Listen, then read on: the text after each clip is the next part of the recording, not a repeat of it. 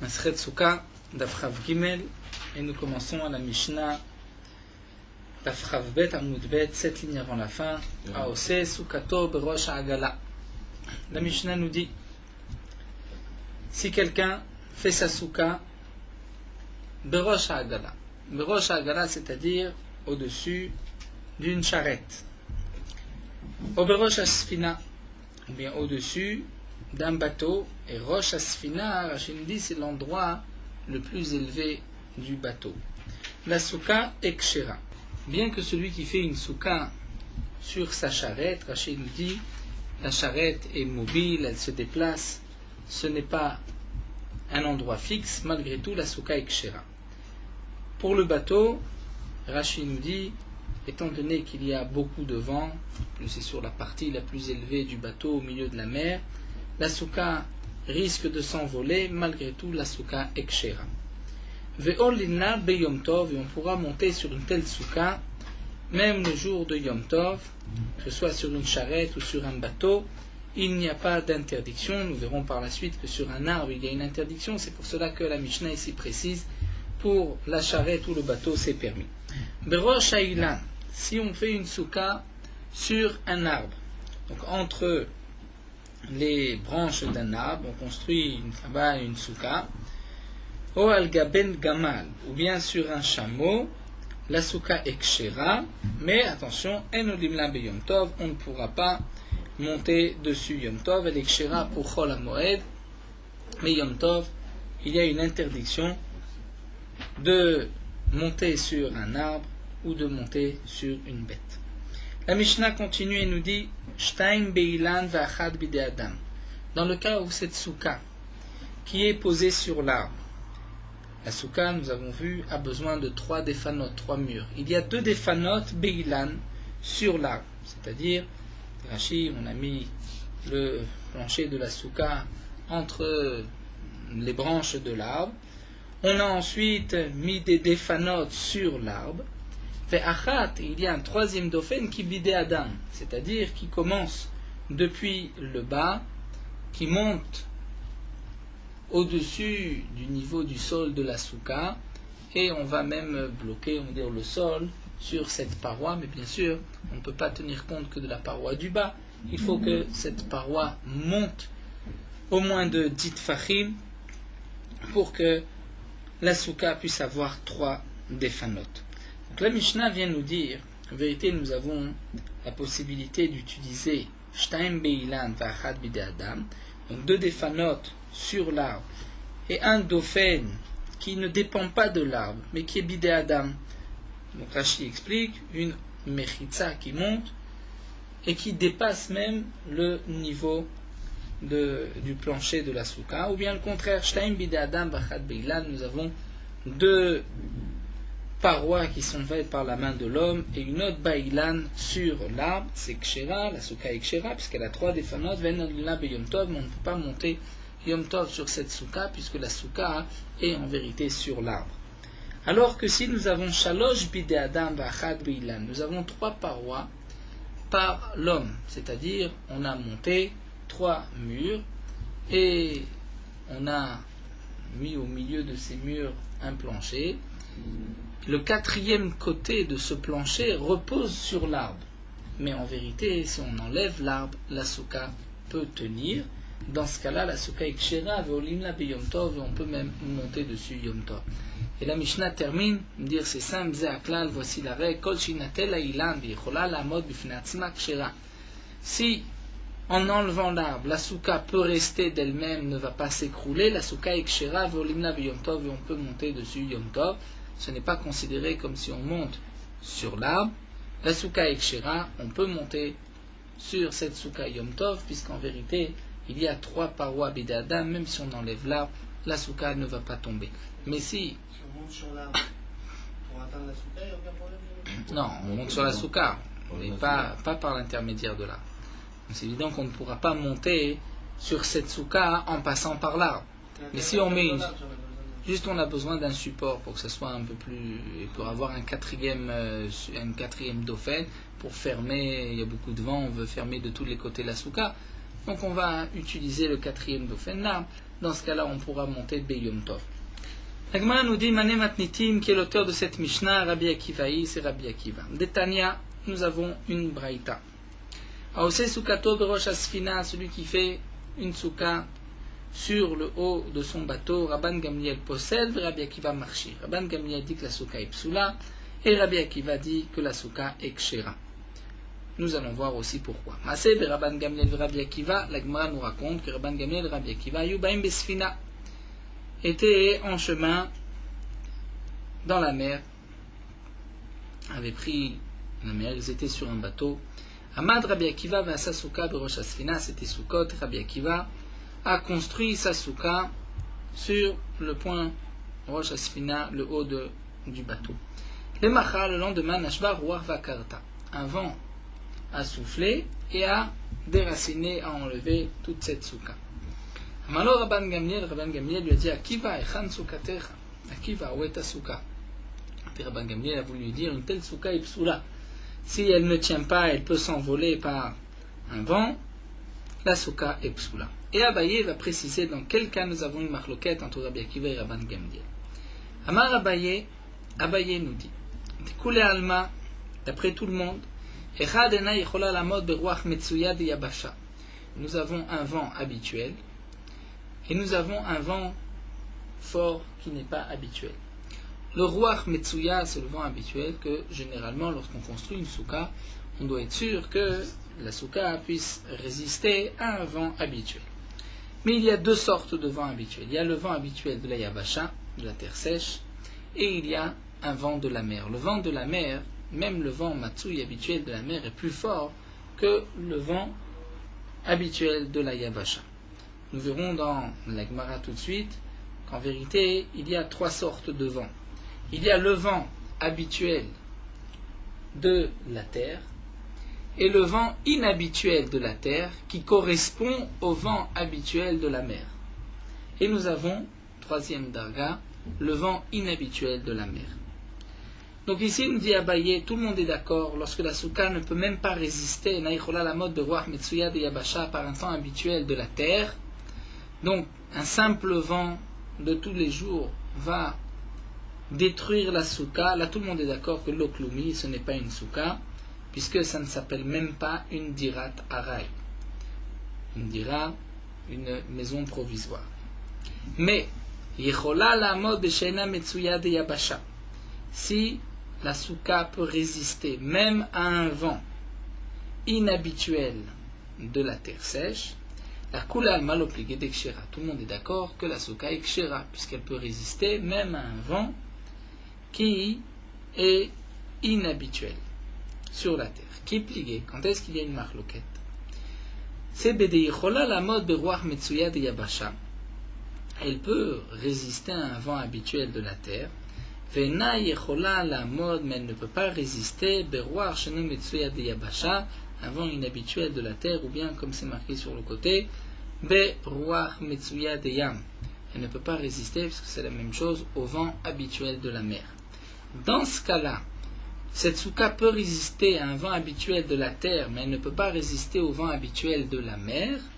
La Rabban Gamliel Savar, souka dirat keva bainan, la souka doit être une habitation fixe, comme nous avons vu dans le premier pérec. L'Agma avait rapporté que d'après Rabban Gamliel, la souka doit être dirat keva.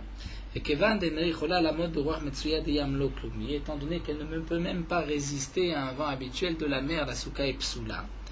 Et donc, une souka sur un bateau qui ne peut pas résister au vent habituel de la mer, d'après Rabban Gamliel, elle est psoula parce que il nous faut une dirat keva, une habitation fixe. Rabbi Akiva Savar, souka dirat aray bainan. Rabbi Akiva pense que la souka, même si elle n'est que dirat aray, une résidence provisoire, c'est kasher. Pekevan echola la mode de Ruach Metsuya de Yabasha kshera.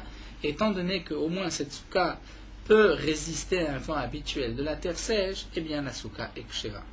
Donc ici, nous avons vu que la marloquette, dans notre braïta, si on fait une souka sur un bateau, est-ce que c'est kasher ou pas? Ceci est dans un cas très précis, où la souka peut résister à un temps habituel de la terre, mais ne peut pas résister à un temps habituel, à un vent habituel de la mer. D'après Rabbi Akiva, c'est kasher, puisque ça s'appelle dirat aray. D'après Rabban Gamliel, il faut dirat keva. Et puisque cette souka ne peut pas résister au vent habituel de la mer, la souka est psoula. La Gemara continue au al-gabe gamal. Nous avons vu que si on fait une souka sur un chameau, matnitim mané Rabbi Meiri, nous dit la Gemara, qui est l'auteur de notre Mishnah, c'est Rabbi Meir. Pourquoi? Détania. C'est marqué dans une braïta, c'est soukato al-gabe bema Rabbi Meir marchir. Si quelqu'un fait sa souka sur une bête, Rabbi Meir dit que la souka est kshera. Donc Rashi donne un exemple. Que signifie faire une souka sur une bête? Rashi nous dit il a pris une porte et il l'a posée sur 2 chevaux. Et cette porte va servir de plancher, de sol à la souka. Et ensuite il va mettre des mechitzot et un srach sur ces 2 chevaux. Rabbi Meir dit la souka est kshera. Bien sûr il va attacher le plancher. Parce que si les 2 chevaux, chacun va ils vont bouger dans une direction ou une autre, il risque de tomber. On parle dans le cas où il a attaché, donc les chevaux ne vont pas partir. Rabbi Meir marchir, Rabbi Meir nous dit que marchir, la souka est kshera, et Rabbi Yehuda possède, Rabbi Yehuda dit que la souka est psoula. Maïtama de Rabbi Yehuda, quelle est la raison de Rabbi Yehuda? Eh bien, nous dit Rabbi Yehuda, c'est simple. Est-ce que Yom Tov, on peut monter sur la bête? On ne peut pas monter. Eh bien, la Torah a dit tu feras une fête de Sukkot pour 7 jours. C'est-à-dire une souka Ariya Leshiva que tu peux utiliser pendant 7 jours. Est appelée Shema Souka, c'est appelé une souka. Une souka Shena Ariya Leshiva, le Shme Souka. Mais une souka que tu ne peux pas monter dessus, tu ne peux pas habiter dedans pendant 7 jours. Comme par exemple, lorsque ta souka se trouve sur le dos de la bête, et Yom Tov, on ne peut pas monter sur la bête, et bien la souka est psoula, nous dit Rabbi Yehuda. Ve Rabbi Meir va dire, c'est vrai que cette souka, on ne peut pas y monter Yom Tov, parce que ce n'est qu'une xéra midé rabanan, qu'on n'a pas le droit de monter sur une bête, mais malgré tout, minatora, on pourrait monter sur cette souka. Donc la souka est appelée une souka kshera de 7 jours. Rabbi Meir, c'est vrai, mais minatora, on peut monter. Et c'est les chachamim qui ont été gozer sur cette souka. Donc ça reste malgré tout, nous dit Rabbi Meir, une souka sur laquelle on peut monter théoriquement 7 jours minatora, mais les chachamim nous ont empêché un jour, le jour de Yom Tov. Donc puisque notre Mishnah nous dit que si quelqu'un fait une souka sur un chameau, la souka est kshera, bien qu'on ne peut pas y monter Yom Tov, même Perosh Haïlan. Donc cette Mishnah, c'est comme Rabbi Meir, et ce n'est pas comme Rabbi Yehuda, puisque d'après Rabbi Yehuda, puisque Yom Tov, on ne peut pas monter sur une telle souka, la souka est psoula. La Gemara continue, et la Gemara nous dit Asa'a le behema dofen le souka. Si quelqu'un a utilisé comme paroi de la souka une bête, il a utilisé une behema, une bête, comme paroi, il l'a posée en tant que 3e dofen de la souka. Et Rabbi Meir possède, Rabbi Yehuda marché. Rabbi Meir dit la souka est psoula, et Rabbi Yehuda dit la souka est kshera. Pourquoi?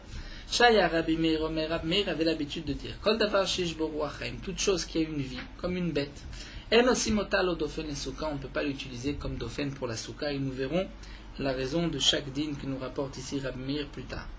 La Gemara va développer toute cette mémoire de Rabbi Meir. Donc toute chose qui est vivante, donc une bête, on ne peut pas en faire un dofen pour la souka. Velo lechi le mavoy.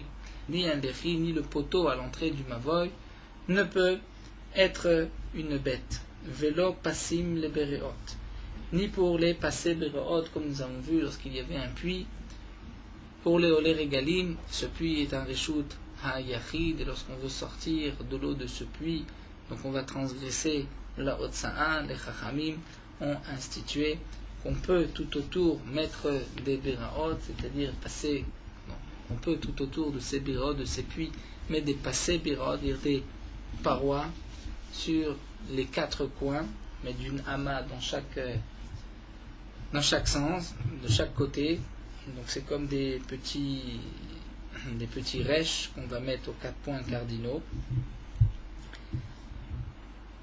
On ne pourra pas utiliser une bête à la place d'un dauphin, nous dit Rabbi Meir. Vélo golel le kever. De même, la bête ne prend pas le statut d'un golel. C'est-à-dire le golel, c'est le couvercle d'un cercueil. Le din est que ce golel est impur et communique l'impureté si on le touche, on le porte, ou si on se trouve sous la même tente. eh bien une bête ne peut pas devenir golel, un kever. Nous reverrons aussi ce dîner Zrat Hashem dans Daf Rav Dalet. Et Mishum Rabbi Yossi Aglili Amrou, Afen Kozvim Alav Gitel Nashim. De même, Rabbi Yossi Aglili nous dit on ne pourra pas écrire un acte de divorce sur une bête vivante. En tout cas, nous voyons ici que d'après Rabbi Meir, lorsqu'on utilise une bête comme dauphin, comme paroi pour la souka est psoula. La Gemara explique Maïtama de Rabbi Meir, quelle est la raison de Rabbi Meir. Abaye Amar, Abaye donne une raison. Chez Matamut, peut-être que la bête va mourir, et donc elle va tomber, et je n'ai plus une mechitza de dit fachim. Et peut-être que je ne vais pas m'en rendre compte, et que je vais manger dans cette souka. Donc les chachamim m'ont dit, même si théoriquement on pourrait utiliser une bête comme dauphin, mais puisqu'elle risque de mourir, on ne peut pas. Rabbi Zera Amar, Shema Tivrach. Rabbi Zera dit, c'est un autre problème. La raison de Rabbi Meir, c'est de peur que la bête va s'enfuir. Donc si elle s'enfuit, je vais rester sans dauphin, sans m'en rendre compte. La Gemara nous dit, Bepil Kashour, si nous avons un éléphant qui est attaché, et on va utiliser l'éléphant comme paroi de la souka.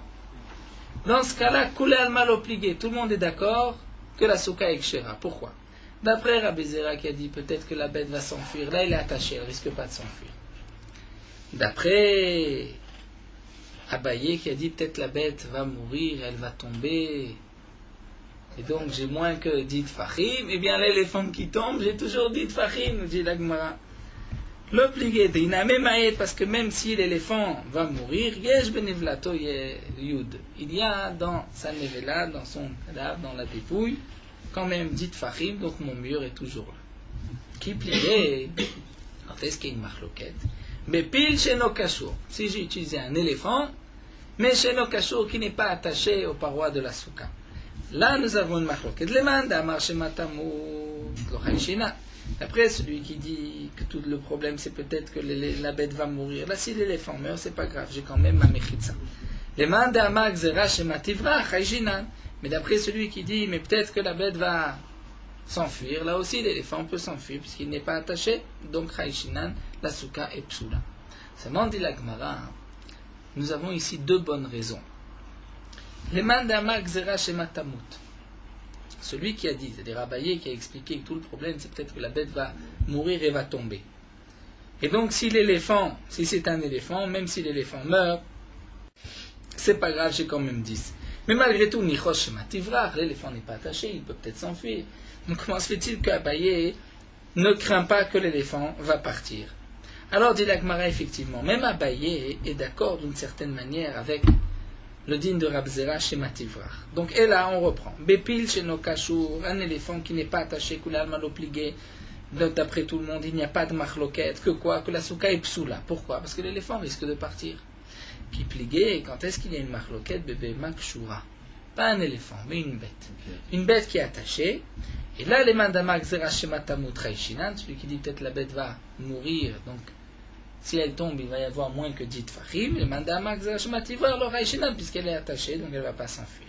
Seulement la Gemara va maintenant dans l'autre sens, va dire, mais attends, le mandamak zera chez mativrar, celui qui dit que tout le problème c'est peut-être que la bête va s'enfuir, mais nichosh et matamut, tu devrais aussi craindre et être d'accord avec Abaye que peut-être la bête peut mourir. Donc tu devrais craindre. C'est vrai que la bête est attachée et qu'elle ne risque pas de s'enfuir, mais elle risque de mourir. Et si elle risque de mourir, si elle meurt, il n'y a plus de mechitza de dit fachim.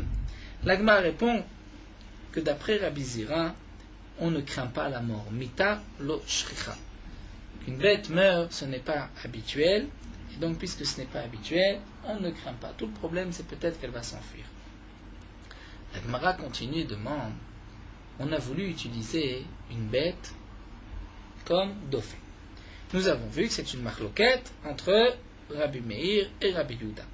Rabbi Meir dit que c'est pas soul, et nous avons donné deux raisons pourquoi Rabbi Meir dit que c'est pas soul. Ou bien la bête risque de mourir, ou peut-être la bête risque de s'enfuir. Mais malgré tout, Rabbi Yehuda dit que c'est kasher. Tant qu'elle ne s'est pas enfuie, tant qu'elle n'est pas morte, la souka est kshera.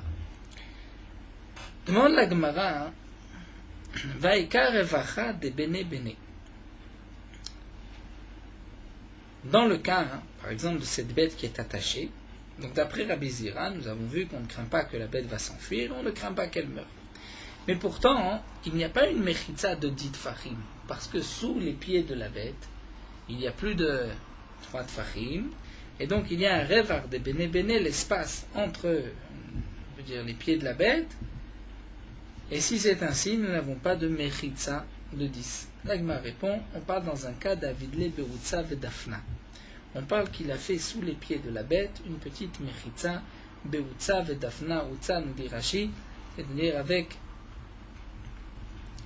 des branches de palmier ou de laurier. Il y avait une sorte de petite mechitza qu'on a mise sous les pieds de la bête, et donc lorsque la bête est debout et vivante et qu'elle ne s'est pas enfuie, nous avons une mechitza de 10. Demande l'Agma Vedil Marava, peut-être que la bête va s'accroupir, va s'asseoir, et à ce moment-là, nous n'avons plus de mechitza. L'Agma répond, des meticha be'ashle milel. On va retenir la bête avec des cordes milel vers le haut, d'en haut. Donc la bête ne risque pas de s'accroupir. Alors demande la Gemara, mais si on parle dans un cas, c'est quand est-ce que la mechitza peut être valable? Seulement s'il y a une mechitza en dessous. Et la bête ne va pas s'accroupir, ne va pas l'écraser, ne va pas diminuer parce qu'elle est retenue. Mais si elle est retenue, eh bien alors quel est le problème d'après Abaye? Madame Akzera Shema Tamut. Peut-être qu'elle va mourir, elle va tomber, elle ne va pas tomber puisqu'elle est retenue. Shema Tamuname, elle est retenue par les cordes d'en haut. La Gemara dit, mais attention, Zimnin de Mukim Bepachot Mishlosha Samoch Lesrar. Peut-être que, en vérité, même lorsqu'on a cette petite mechitza sous les pieds de la bête et qu'on compte la hauteur de la bête, nous n'arrivons pas à 10 tfachim de la bête elle-même, mais on va faire intervenir, on va utiliser le lavoud proche du srar. On va dire que la bête fait un peu plus que 7 tfachim et qu'elle est à moins de 3 tfachim du srar, donc en tout par lavoud, nous avons 10 tfachim et c'est comme ça que j'ai une mechitza. Et donc là, le problème est le suivant, dit la Gemara avec Eva de Maïté, étant donné que, d'après Abaye, le problème c'est que la bête risque de mourir. Si la bête meurt, Kavtsa, elle va un petit peu retrécir, et à ce moment-là, je vais avoir plus de 3 tfachim vers le haut, la souka est psoula, puisqu'il n'y a plus 10 tfachim, vela vadate, et je ne vais pas m'en rendre compte, puisque on ne voit pas vraiment cette petite différence, et la souka risque d'être psoula. Donc nous avons vu ici une marloquette entre Rabbi Meir et Rabbi Yehuda. Est-ce qu'on peut utiliser comme dofan une bête? D'après Rabbi Meir c'est pasoul, d'après Rabbi Yehuda c'est kasher. D'après Rabbi Meir c'est pasoul, pourquoi? Abaye nous a expliqué la bête risque de mourir. D'après Rabbi Zira c'est pasoul parce que peut-être la bête risque de s'enfuir. Dans le cas où la bête est attachée et que, comme nous l'avons vu, il y a une mechitza en dessous, elle est retenue par des cordes. Donc, d'après Rabbi Zera, dans ce cas-là, c'est kasher. D'après Abaye, ça reste pasoul, puisque la bête risque de mourir et d'un petit peu retrécir. Nous allons avoir plus de 3 tfachim jusqu'au srar. Et Rabbi Zera, lui, n'est pas choshesh la mita que la bête meurt. Alors, demande la Gemara, mi amar Abaye, Rabbi Meir chayesh le mita, et Rabbi Yehuda lo chayesh. Donc, d'après l'explication de Abaye, pourquoi Rabbi Meir dit que la souka est psoula? Parce que Rabbi Meir craint que la bête va mourir. Et Rabbi Yehuda, pourquoi Rabbi Yehuda nous dit que c'est kasher? Parce que d'après Rabbi Yehuda, on ne craint pas que la bête va mourir. Mais pourtant, Abaye nous a dit le contraire. Que d'après Rabbi Meir, on n'est pas choshesh la mita. D'après Rabbi Yehuda, on est choshesh la mita. Vatnan. Voici une Mishnah. Bat Israël sheniset le Kohen. Une fille d'Israël qui est mariée avec un Kohen. Donc elle, en tant que femme de Kohen, elle peut manger de la terouma. La terouma ne peut être mangée que par le Kohen, ses enfants, sa famille et sa femme. La femme du Kohen, tant qu'elle est mariée au Kohen, elle peut manger de la terouma. Dans son mari, il est parti en outre-mer, loin, et on ne sait pas est-ce qu'il est vivant ou pas. Elle peut toujours continuer à manger de la trouma. Par la présomption, la chazaka, que son mari est toujours vivant. On va dire qu'il est mort. Et on a objecté sur cette Mishnah. Si quelqu'un dit à sa femme, un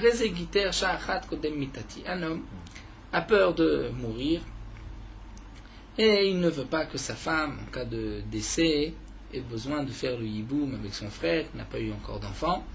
Donc il propose à sa femme la chose suivante. Voici ton guet, mais le guet n'est valable que 1 heure, un moment avant ma mort. Eh bien cette femme, Asura lechol betrouma miyad, elle ne peut plus manger de terouma. Cette femme qui est la femme d'un Kohen. Pourquoi? Puisque si son mari meurt dans 1 heure, donc 1 heure avant, elle avait l'interdiction de manger de la terouma. Donc à chaque instant, elle se dit, mais peut-être que dans 1 heure, mon mari va mourir. Donc, elle ne peut pas manger de terouma. Donc nous avons ici une contradiction. Une fois on voit qu'on est chochesh, peut-être le mari va mourir. Une fois on voit qu'on n'est pas chochesh. L'amar Abaye. Et Abaye a répondu, lo kasha, il n'y a pas de contradiction. Ha Rabbi Meir lo chayesh lemita, Rabbi Yuda de chayesh lemita. Eh bien Abaye dit, il n'y a pas de contradiction. Une Mishnah c'est Rabbi Meir qui lui n'est pas chochesh lemita, comme nous allons le voir. Et l'autre Mishnah c'est Rabbi Yuda qui lui est chochesh, craint peut-être que le mari risque de mourir. Où est-ce que nous avons vu que d'après Rabbi Meir ou d'après Rabbi Yuda on est chochesh lamita? Des Tanya, nous avons une braïta. Cette fameuse Mishnah que la Gemara nous rapporte souvent, nous avons ici dans Masechet Yoma, dans Masechet Eruvin. Halokach yain ben akutim, quelqu'un qui achète du vin des Koutim. Les Koutim, c'était le peuple de Kouta qui s'était converti. Et il n'y avait pas encore à cette époque d'interdiction. Ensuite les Koutim étaient considérés comme des non-juifs, mais à cette époque il n'y avait pas d'interdiction de consommer leur vin. Donc quelqu'un a acheté du vin des Koutim, seulement il doit prélever le maaser. Et les Koutim n'avaient pas l'habitude, ne faisaient pas attention au halachot, donc certainement qu'il n'a pas prélevé le maaser. C'est maintenant juste avant Shabbat, il n'a pas le temps, il n'a pas de kelim pour pouvoir transvaser, mettre un peu de vin et faire trumot ou maasrot. Il va dire Shne logim shani atid la'afrish, 2 logim, 2 mesures de log, que je vais prélever par la suite, après Shabbat. Aren trouma sont considérés comme trouma. Asara, 10, donc un dixième du vin. Maaser rishon sera maaser rishon. Tisha sera le maaser sheni. Ou mechal veshote miyad. Et il va même mechal, c'est-à-dire il va être mechalel, faire passer la kedusha du maaser sheni sur une pièce, comme c'est le dit. Veshote miyad, et il pourra boire immédiatement, dit Rabbi Meir. Donc Rabbi Meir nous dit, je peux prélever maintenant trumot ou maasrot, même si je ne prélève rien. Je vais dire, sur ce que je prélèverai par la suite, ce que je vais mettre de côté sera trouma et maaser rishon et maaser sheni. C'est aussi le principe de yesh brera, que l'Agma rapporte toujours de cette Mishnah. Yesh brera, c'est-à-dire, lorsque je prendrai ces mesures de vin, on dira, c'est sur ce vin-là que j'avais fait le maaser ou la terouma hier. Puisque au moment où je dis les 2 logim que je prélèverai sont maintenant terouma, il faut que la terouma soit maintenant dans le tonneau quelque part. Et je ne sais pas encore qu'est-ce qui va rester dans ces 2 logim. Donc c'est le principe de Brera. Plus tard, lorsque je prendrai Ouvrar à Daval Mafla, il s'avère rétroactivement que c'était donc cela que j'ai laissé, et le maaser, la terouma, s'est posé, je veux dire Chal, s'est posé au moment voulu sur ces mesures. Divrei Rabbi Meir sont les paroles de Rabbi Meir. Rabbi Yuda et Rabbi Yosef et Rabbi Shimon Osrim. On va continuer encore un peu plus que la moitié de la page, puisque c'est la même sougia, on ne va pas s'arrêter au milieu. Rabbi Yuda et Rabbi Yosef et Rabbi Shimon Osrim. Rabbi Yuda, Rabbi Yosef et Rabbi Shimon, ces 3 Tanaïm disent que c'est assour, on ne peut pas dans ce cas-là. Pourquoi on ne peut pas? Gzera, nous rappelle Rashi, Shema Ibaka Anod. Rabbi Yuda pense que peut-être l'outre, le tonneau risque d'éclater et que tout le vin va se renverser. En fin de compte, tu ne pourras pas prélever demain et tout ce que tu as bu était en vérité du tevel, puisque tu n'as plus de vin pour demain prélever trumot ou maasrot. Donc pour cela, on va t'interdire, même à l'avance, de prélever ces trumot ou maasrot. Donc on voit que d'après Rabbi Yuda, on est chochesh, peut-être que le tonneau, peut-être que l'outre va s'éclater, va se casser, se briser, et qu'on ne pourra pas faire le prélèvement de trumot ou maasrot, alors que d'après Rabbi Meir, on n'est pas chochesh. Eh bien, nous dit Rashi, si Rabbi Yuda, on est chochesh que le tonneau va se briser, alors à plus forte raison qu'on est chochesh aussi qu'un homme va mourir. Et d'après Rabbi Meir, on n'est pas chochesh. Donc voici la réponse d'Abaye. La première Mishnah, Bat Israël, qui s'est mariée avec un Kohen, le mari est parti, on ne sait pas s'il est mort ou pas, elle peut manger de la terouma, on ne craint pas que le mari est mort. C'est Rabbi Meir qui n'est pas Rochesh la Mita. L'autre Mishnah, voici ton guet, 1 heure avant ma mort, elle ne peut plus manger de terouma dès maintenant, c'est Rabbi Yehuda qui lui est Rochesh la Mita. En tout cas, nous voyons ici que Rabbi Meir est Rochesh. Rabbi Meir n'est pas Rochesh à la Mita, ne craint pas la mort, ne craint pas que cet homme-là va mourir. Rabbi Yehuda craint que cet homme va mourir. Et là, nous avons vu le contraire, qu'à propos de la bête, Abaye nous dit que d'après Rabbi Meir, on craint que la bête va mourir, et Rabbi Yehuda dit qu'on ne craint pas que la bête va mourir. Alors la Gemara va répondre et va dire en vérité Hippour. On va inverser. Nous reprenons la contradiction des deux Mishnayot à propos de la femme du Kohen. Une fois on voit qu'on craint que le mari va peut-être mourir, une fois on ne craint pas que le mari va mourir. Eh bien Abaye répond effectivement, une Mishnah c'est Rabbi Meir et l'autre c'est Rabbi Yehuda. Mais pas comme nous l'avons lu, que Rabbi Meir n'est pas Rochesh Lemita et que Rabbi Yehuda est Rochesh Lemita, mais le contraire. Rabbi Yehuda n'est pas Rochesh Lemita et Rabbi Meir est Rochesh Lemita. Mais là Abaye n'apporte pas comme preuve cette Mishnah Lokach Yain, mais va apporter notre Mishnah. Donc on va lire comme ça. Abaye a répondu à la contradiction à propos de la femme du Kohen, que Rabbi Meir chayesh lemita et Rabbi Yehuda lo chayesh lemita. Rabbi Meir craint la mort et Rabbi Yehuda ne craint pas que cet homme-là va mourir d'Etania, comme nous avons vu dans la Braïta, et c'est notre Soubia, Asal et Behema Dofen et Souka, Rabbi Meir possède Rabbi Yehuda marchir. Que si quelqu'un a utilisé une bête comme Dofen de la Souka, Rabbi Meir dit que c'est Pasoul, Rabbi Yehuda dit que c'est Kacher. Donc Rabbi Meir et Choshesh, peut-être que la bête va mourir. Donc nous n'avons pas de contradiction des mots de Abaye, puisqu'Abaye pense effectivement que d'après Rabbi Meir, on est Rochesh la mort. Seulement, il nous reste une petite question, c'est que nous avons rapporté ici une braïta à propos du vin qui a été acheté des Koutim, où d'après Rabbi Meir, on pourra prélever à l'avance, d'après Rabbi Yehuda, on ne pourra pas prélever à l'avance, parce que peut-être que le tonneau va se briser, va se casser, le vin va se perdre.